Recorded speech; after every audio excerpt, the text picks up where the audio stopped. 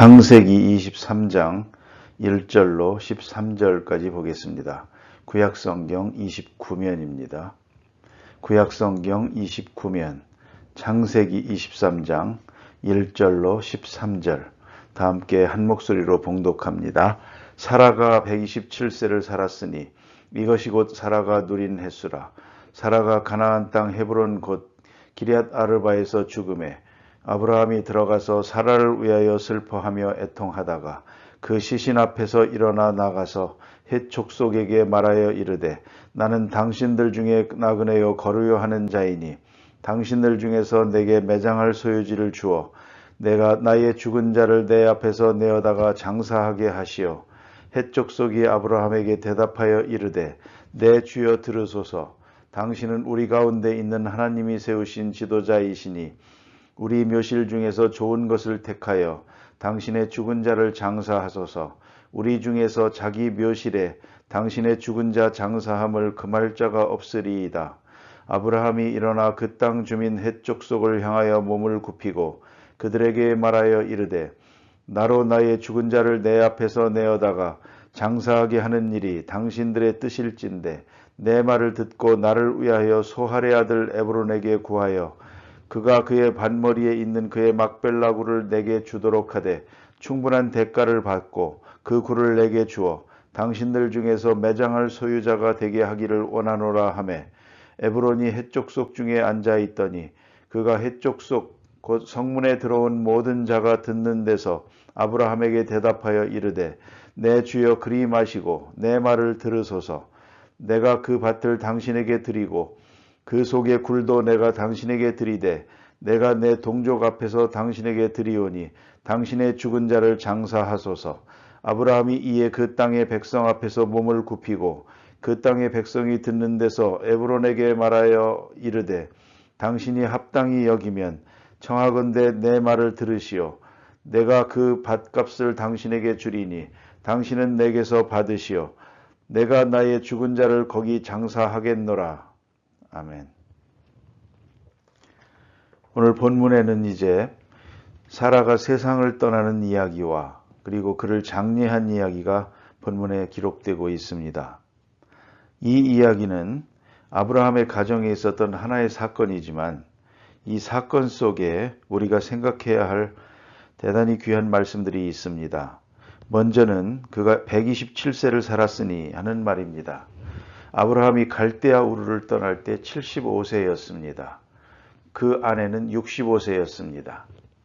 그러고 보면 60년 동안을 아브라함을 따라서 나그네 생활을 합니다. 거처 없이 자기 땅이 아닌 남의 땅에서만 평생을 삽니다. 하나님의 약속이 이 땅을 너와 내 후손에게 준다고 했습니다. 그러나 현재는 자기 소유가 아닙니다. 현재는 남의 땅에 그저 천막을 이리저리 옮겨가면서 사는 것입니다. 왜 하나님께서 이렇게 하셨느냐는 것입니다. 히브리 11장에 가서 보면 이렇게 나그네 생활을 하게 된 것은 이 땅에 마음을 두지 않게 하기 위한 것입니다. 또 인생이 나그네임을 항상 의식하게 하기 위한 것이고 그리고 영원한 고향을 생각하며 살게 하기 위한 것이라고 히브리 저자는 말하고 있습니다. 그 해설에서 우리는 깨달아야 할 바가 많습니다. 우리는 땅이나 집을 소유할 때에 이것을 내 것이라고 생각할 때가 있습니다. 나라에다가 등기를 해놓고 이것을 내 것이라고 생각을 합니다.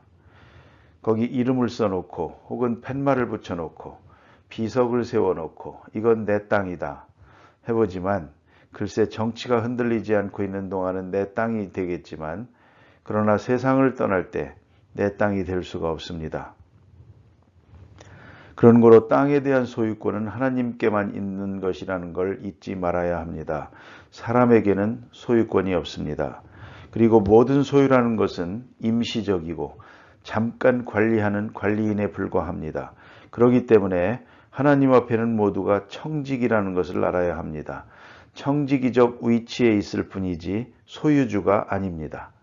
그것을 실질적으로 아브라함에게 가르치고 있는 것입니다. 어느 땅에 가서 살든지 그저 평안하게 살면 되고 또 하나님과 동행하며 살면 되고 하나님 잘 섬기며 살면 되는 것이지 결국은 그 땅을 소유할 필요가 없습니다. 그래서 히브리 저자는 이렇게 말합니다. 하나님께서 아브라함에게 발붙일 만큼도 땅을 주지 않았다. 발붙일 만큼도 땅의 소유가 없습니다. 허락지 않았습니다. 그리고는 이 땅을 너와 내 후손에게 주리라 그랬습니다. 아브라함 자신으로서는 한평생 땅을 가진 일이 없습니다. 땅이라고는 오늘 본문의 그 막벨라 굴과 밭입니다. 이제 돈을 주고 삽니다. 아내를 장례하기 위해서. 요거 하나뿐입니다. 이 땅이 아브라함 평생의 자기 소유 전부입니다.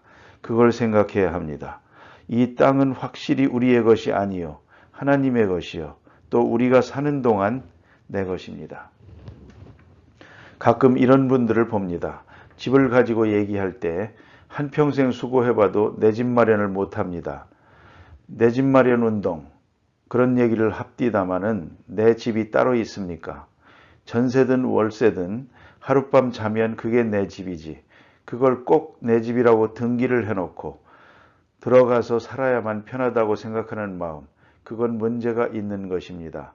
스위스 같은 나라에서는 전부가 임대입니다.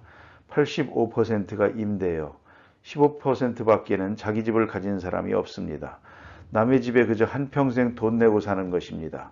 심지어는 30년을 그 집에 살면서도 한 달에 얼마씩 돈을 내고 있습니다. 내 집이 아닙니다. 그걸 알아야 됩니다. 스웨덴에 갔을 때도 그런 얘기를 들었습니다. 한 집에 20년을 살았다고 합니다. 그러나 남의 집입니다. 전혀 자기 터울을 가지려고 하는 의식이 없습니다. 원치 않습니다. 여러분, 이 점도 생각해야 됩니다. 하나님께서 아브라함을 한평생 나그네로 살게 해주셨습니다. 사라도 생각하면 참 답답한 생을 살았습니다. 60년 동안 남편 따라서 여기저기 살다가 또 애굽에 갔다가 왔고 또 애굽 왕의 마누라 될 뻔했다가 왔다 갔다 했습니다. 더구나 자녀 때문에 얼마나 고생을 했는지 모릅니다. 그래서 베드로전서에 볼 것 같으면 그는 자기 남편을 주라고 하고 남편을 믿고 남편이 가는 대로 남편이 말하는 대로 한평생 따르면서 그렇게 살아갔다는 것을 말하고 믿음의 조상 사라라고 지칭하고 있습니다. 그런데 오늘 본문에 보니까 127세라고 했습니다. 여기에 깊은 문제가 있습니다. 확실하게는 알 수가 없습니다. 그러나 이것은 무엇을 의미하는고 하니 그가 90세에 이삭을 낳았습니다. 이삭이 27세 되었을 때 모리아산에 가서 바쳐지는 것입니다. 그렇게 성경의 내용을 보아서 알 수가 있습니다. 그러면 오늘 여기 본문에 나타난 이야기는 바로 모리아산에 가서 제사를 드리고 돌아온 다음에 그 후 10년 후에 세상을 떠났다는 얘기가 됩니다. 그런 결론이 됩니다. 그렇기 때문에 어떤 사람들은 이런 생각을 합니다. 아마도 이삭을 데리고 가서 하나님 앞에 바친다고 할 때 그때 아마 굉장한 충격을 받은 것 같다. 내 아들 죽는가 보다. 그러나 그 다음에 돌아왔습니다. 그러니까 사흘길을 가고 사흘길을 돌아오니까 일주일입니다. 이 일주일 동안 사라가 얼마나 고통스러운 생활을 했겠습니까? 하나님의 일이요 남편의 일이니 반대하지는 못하고 그 마음속으로는 초조하게 남편이 이삭을 데리고 갈 때 그리고 집에서 기다리고 있을 때 그가 얼마나 괴로운 시간이었겠습니까? 그래서 어떤 사람들은 생각을 합니다. 아마 이때 받은 충격 때문에 사라는 곧 세상을 떠났나 보다. 어쨌든 그렇게도 남편을 사랑하고 남편과 함께 한평생을 많은 고생을 하던 그런 사라가 세상을 떠났습니다. 오늘 본문에 보면 두 가지 이야기가 나오는데 하나는 사라를 위하여 슬퍼 애통하다가 그랬습니다. 아브라함이 사라를 위해서 슬퍼 애통합니다. 이렇게 한평생을 동행했지만 꼭 같은 시간에 가는 것은 아닙니다. 사라가 먼저 갔습니다. 그래서 슬퍼하고 있습니다. 이렇게 같이 살았으니 같이 갔으면 좋겠지만 그렇지는 못합니다. 부득불 사라가 먼저 가기 때문에 아브라함이 그를 위해서 울었다 그랬습니다. 슬퍼하는 일, 이것 또한 인간으로서 있을 수 있는 일입니다. 어떤 의미에서 당연한 일이기도 하고 자연스러운 일이기도 합니다. 아무 슬픔도 없었다, 그런 얘기는 있을 수가 없습니다. 슬퍼하는 일이 있었습니다. 그러나 그 다음에 3절에 보면 그 시체 앞에서 일어나 그랬습니다. 그대로 무작정 울기만 하고 있을 수는 없습니다. 슬퍼하고 있을 수만은 없는 것입니다. 일어나야지. 하나님이 데려갔으니까 여기서 털고 일어나야 됩니다. 그 일어나는 마음이 중요한 것입니다. 다윗에게서 우리가 그 역사를 볼 수 있지 않습니까? 다윗의 아들 하나가 병들어 죽어갈 때 그 죽어가는 모습을 보고 너무너무 괴로워합니다. 그래서 그가 금식을 하면서 일주일 동안이나 엎드려 있습니다. 그런데 그러는 동안에 아들은 죽었습니다. 신하들은 왕에게 아들이 죽었다는 얘기를 차마 할 수가 없었습니다. 너무 죄송해서. 저렇게 아들을 사랑하고 아들을 위해 금식하고 있는데 가서 죽었다고 하면 기절하고 정말 다윗 왕도 죽을는지 모른다. 그런 걱정이 돼서 누구도 말하기를 꺼려했습니다. 그러나 마침내 다윗이 알았습니다. 서성거리는 걸 보고 어떻게 됐느냐? 죽었습니다. 그럴 때에 그는 아주 애통할 줄 알았는데 오히려 벌떡 일어났습니다. 그리고 옷을 입고 단장을 하고 왕으로서의 자기 본분을 다하게 됩니다. 너무 이상하게 여겨서 모두가 그에게 묻습니다. 이 아이가 죽어갈 때 그렇게 슬퍼하시다가 죽었다는데 벌떡 일어나시니 어찌 된 것입니까? 그때 왜 다윗이 아주 신앙적인 얘기를 합니다. 죽기 전에는 하나님께서 나를 긍휼히 여기사 저를 구원해 주실까 하며 하나님의 뜻이 어디 있는지 알 수 없기 때문에 기도를 하면서 하나님이 구원해 주시기를 바랬지만 하나님이 주었던 자를 하나님이 데려갔단 말입니다. 데려간 이 시간에는 내가 슬퍼할 필요가 없다. 벌떡 일어나서 수습하고 일하는 걸 볼 수가 있습니다. 이것이 믿음입니다. 우리가 생명에 대해서는 때로 슬퍼할 수도 있고 고통을 당할 수도 있겠지만 하나님이 하시는 역사에 대해서 우리가 가부를 말해서는 안 됩니다. 하나님이 불러가면 가는 것입니다. 왜 데려갔습니까? 그렇게 부르짖어서는 안 되는 것입니다. 오늘 여기 성경 말씀 보니까 아브라함이 슬퍼했습니다. 그러나 이제는 그가 시체 앞에서 일어났습니다. 그 일어나는 순간이 꼭 필요합니다. 이미 죽은 자를 위해서 울고 슬퍼하고 정신을 못 차리고 그것 때문에 그만 자기 앞길까지 다 망쳐버리는 그런 사람이 돼서는 안 됩니다. 간 사람은 간 것입니다. 이제부터는 내가 할 일을 해야 합니다. 이미 간 사람을 위해서 오늘과 내일을 바치는 것은 잘못된 것입니다. 그래 오늘 아브라함이 시체 앞에서 일어나서 정신을 차리고 장례를 준비합니다. 그리고 그 앞에 있는 모든 일들을 하게 됩니다. 그런데 오늘 본문에 나타난 귀한 말씀이 또 하나 있습니다. 지금 헷족 속의 땅에 살고 있습니다. 헤브론이라는 사람이 다스리고 있는 나라에 살고 있는데 이 헤브론에게 얘기를 합니다. 내 아내의 시체를 묻어야겠는데 장지를 마련해 주기 바란다. 그랬더니 여기 보니까 헷족 속이 아브라함에게 대답하여 말하기를 내 주시여 들으소서. 당신은 우리 중에 하나님의 방백이니 우리 소유 중에 좋은 것을 택하여 장례하기를 바랍니다. 우리 중에 하나님의 방백이니 그랬습니다. 이 땅은 헷족 속의 땅이요 헤브론이라는 사람의 땅입니다. 그러나 중요한 것은 오늘 본문에 이제 에브론이 여기에 살고 있으면서도 이건 내 땅이요 하면서도 오늘 본문에 보면 당신은 하나님의 방백이요 어느 땅이든지 당신이 마음대로 쓰십시오. 이런 관계가 있었습니다. 저들은 하나님을 믿지 않습니다. 그러나 아브라함이 어떤 존재로 여기 살아가고 있는가를 말해줍니다.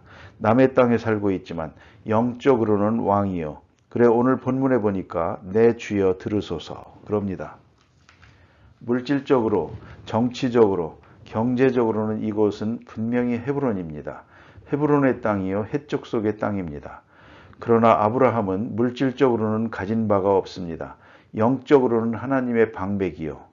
모두가 생각할 때 이분은 하나님의 방백이다. 하나님이 보내신 어른이다. 하나님이 함께하는 어른이다. 그런 말을 듣고 있습니다.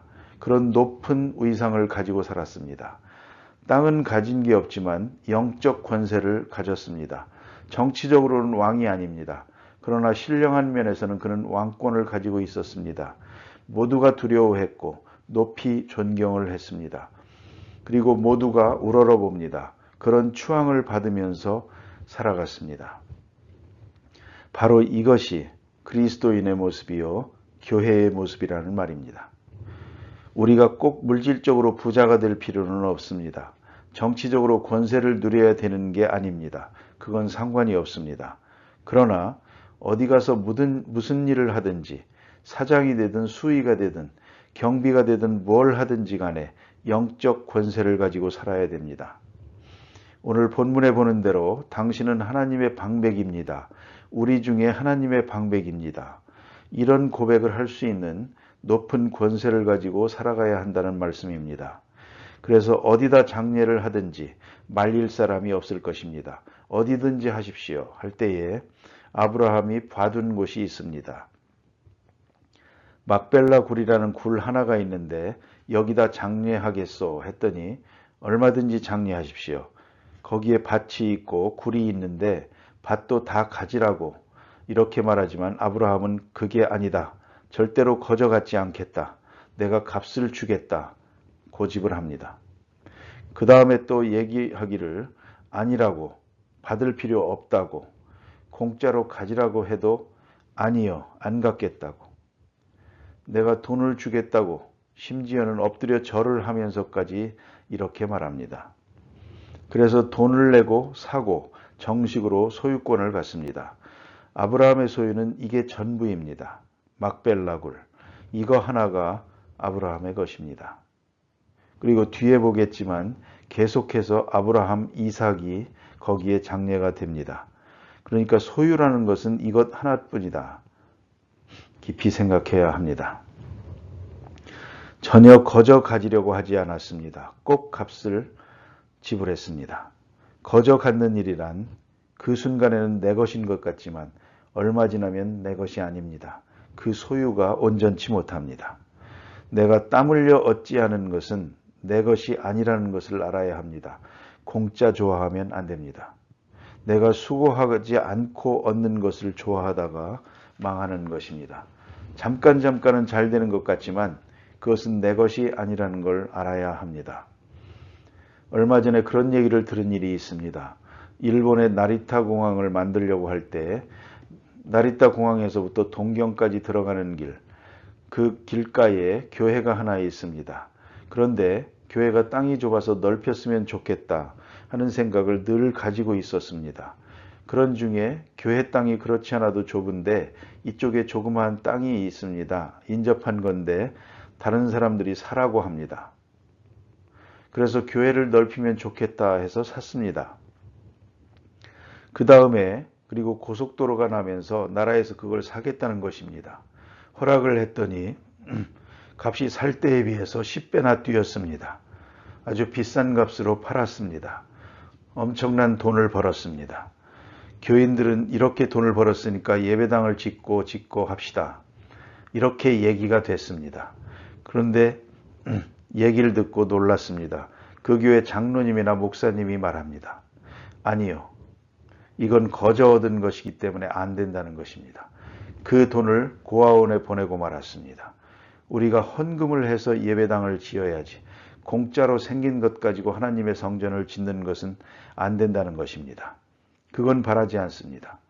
그 얘기를 듣고 참 훌륭한 판단이었다고 생각합니다.